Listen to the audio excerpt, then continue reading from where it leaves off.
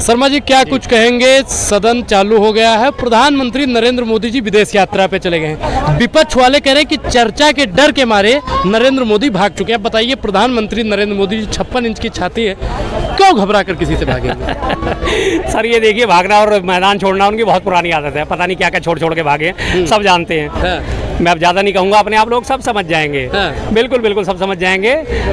पुरानी आदत है जिम्मेदारियों से भागना, रण छोड़ के भागना, अपनी महत्वाकांक्षाओं को छोड़ के भागना, बड़ी पुरानी अदा है। और जो उन्हें माने 56 इंच का, वो सबसे बड़ा गधा है। सीधी सी बात है। बेशक लोग गालियाँ देते, मुझे कोई फर्क नहीं पड़ता। मैं फिर से रिपीट करूँगा, छोड़ छोड़ के भागना उनकी पुरानी अदा है। और जो उन्हें कहे 56 इंची, वो सबसे बड़ा गधा है। लेकिन राहुल जी का जवाब देंगे ना, वो आएंगे, विदेश यात्रा पे गए हैं, आ जाएंगे तो जवाब होगा। फिर नहीं, आ क्यों जाएंगे? जब एक तो पहले संसद सत्र उठाने की मांग चल रही थी, जब ये पहलगाम मामला हुआ था, उसके बाद से लगातार संसद सत्र की मांग करी जा रही थी कि विशेष संसद सत्र बुलाया जाए, इस बारे में सवाल जवाब करा जाए। अब उसके बाद SIR वाला में मामला आ गया। अब जब उसके बाद 21 तारीख से संसद सत्र और 21 अगस्त तक चलेगा, तो ऐसे ही वक्त में वो क्यों भागे, जब उन्हें पता है कि शुरुआत में ये सारे मुद्दे मेरे सामने आने। तो इसलिए सबसे बढ़िया तरीका यही है कि मैं पहले ही भाग जाऊं।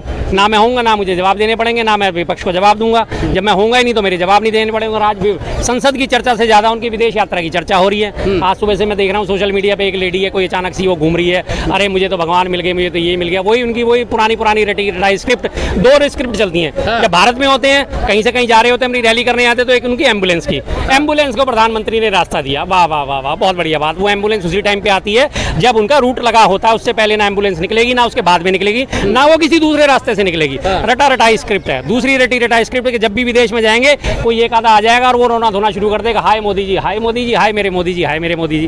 क्या थक गए हैं लोग यार, कुछ नया लेके आओ। बॉलीवुड में बड़े बड़े स्क्रिप्ट राइटर बैठे हैं, किसी अच्छा लिखवा लो कुछ।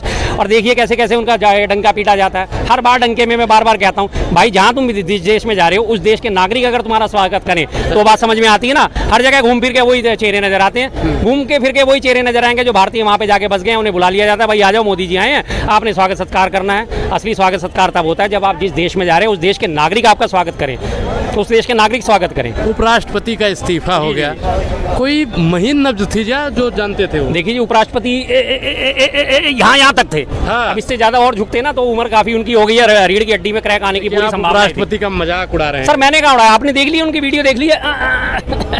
ये था उनका, क्या है ये उपराष्ट्रपति पद की गरिमा थी। प्रधानमंत्री खड़े हुए यूं करके और उपराष्ट्रपति हैं करके जा रहे हैं, प्रधानमंत्री नमस्ते का जवाब भी नहीं दे रहा। और अभी उनमें ये देखिए लगातार सदन में कैसे उनका अपमान करा गया। JP नड्डा साहब भाषण देने के लिए खड़े हुए थे और उधर से जो सत्ता पर हमारा इंडिया गठबंधन बोल रहा था, और वो कह रहे हैं कहीं नहीं, कुछ नहीं, nothing will go on record, इसमें रिकॉर्ड में कुछ नहीं जाएगा। ये कहना ना कहना सिर्फ सभापति का काम होता है, ना कि किसी सदस्य का काम होता है। और वो उनको जब उन्होंने किसानों के हित की बात उठाई कि आप किसानों के हित की सिर्फ बात करते हो, लेकिन किसानों के लिए आपने किया क्या, यशवंत वर्मा उनके लिए बारे में बात उठाई, तब वो सारे के सारे असहज महसूस कर रहे थे। वो इस चीज़ का बीजेपी एंड पार्टी क्रेडिट लेना चाहती थी, NDA गठबंधन लेना चाहता, लेकिन उन्होंने वो उससे पहले मुद्दे उठा दिए। अब देश हित में चलो, जैसी देर से सही उनकी आत्मा थोड़ी सी तो जागी। अब जागते ही उनका सबसे पहले इस्तीफा ही होना था। नहीं तो उनकी तबीयत खराब थी, उन्होंने बताया कि मेरी तबीयत खराब थी इसलिए मैंने इस्तीफा दिया। बिल्कुल बिल्कुल तबीयत खराब थी। कौन सा केंद्रीय मंत्री उनकी तबीयत पूछने पहुंचा सर?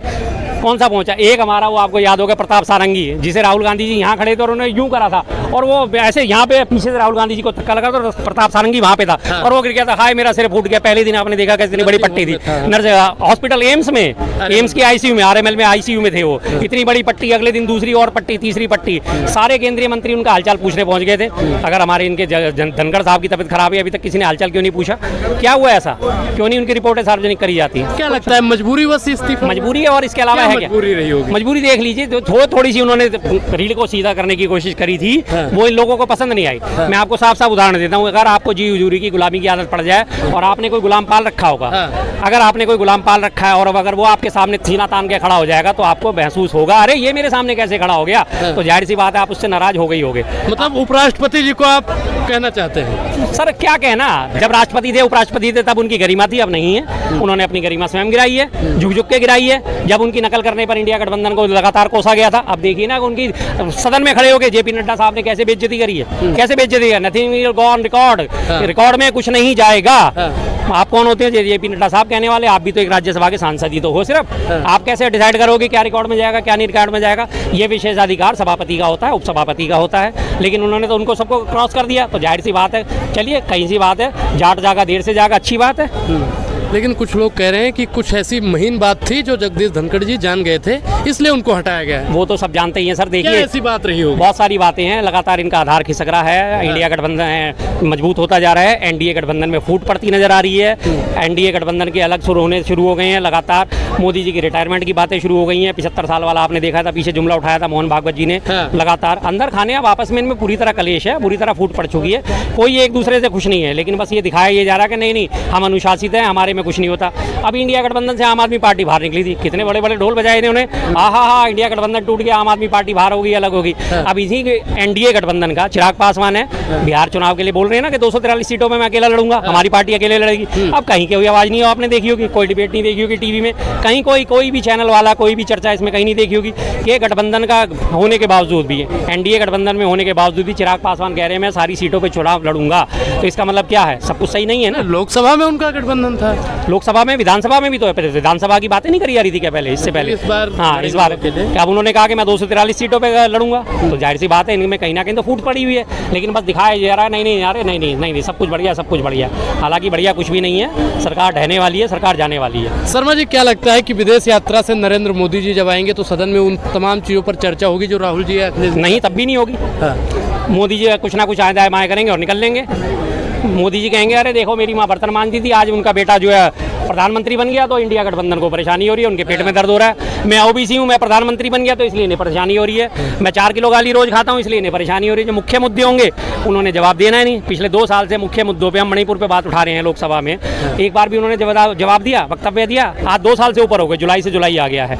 मणिपुर की समस्या वहीं की वहीं है, जस की तस है, लेकिन उन्होंने आज तक जवाब दिया नहीं दिया। और रही बात विदेश जाने की, विदेश जाने के लिए वो अपना FTA करके आए हैं, साइन करके आए हैं, हम मान लेते हैं जी। तो हमारे यहाँ कॉमर्स मिनिस्ट्री किस लिए सर? विदेश मंत्रालय किस लिए है?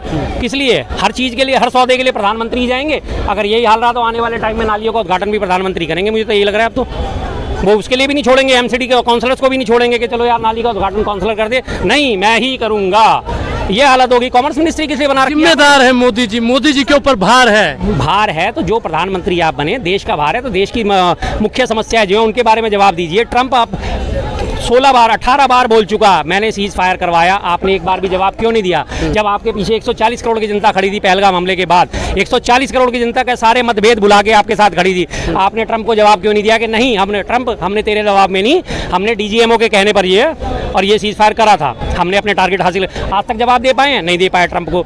अब तो ट्रंप के जो सबऑर्डिनेट हैं, जो उनके नीचे अधीनस्थ हैं, उन्होंने भी ये बात कहनी शुरू कर दी कि हाँ जी हमने जो है व्यापार का हवाला देके जो है इसको सीज फायर को करवाया, जवाब दिया। यहाँ प्रधानमंत्री पद की गरिमा कम होती है, जवाब यहाँ देना होता है प्रधानमंत्री को। ये प्रधानमंत्री के काम होते हैं कि प्रधानमंत्री की तरफ से ये जवाब जाना चाहिए, जैसा 1971 में इंदिरा गांधी जी की तरफ से गया था निक्सन को, कितना करारा जवाब गया था, याद है सबको याद है। निक्सन ने 45 मिनट उनको होल्ड कराया था और उन्होंने 4 बार उनका फोन अटेंड नहीं करा था। उन्होंने कहा मैं 7वां बेड़ा भेज रहा हूँ, उन्होंने भेज दो, कोई चिंता नहीं, अब पाकिस्तान के 2 टुकड़े होके रहेंगे तो रहेंगे।